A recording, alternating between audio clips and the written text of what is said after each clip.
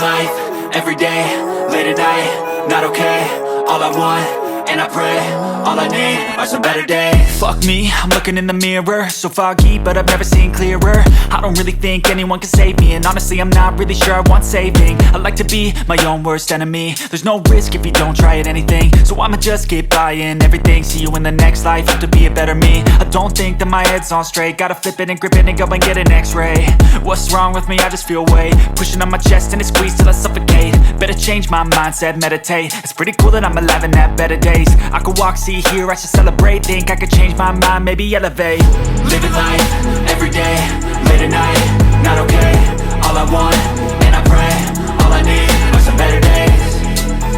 Yeah, all I need are some better days. Cause all I want, and I pray, I believe in the better days. I'm kinda stuck between a rock and a hard place. Do I work hard or live at my pace? You're only young once, yeah that's all great, but I also want a future where I'm okay. Living life is doing lots of cocaine. Wait no, it's living with no shame. Wait no, it's sleeping in on Sundays. I guess it's different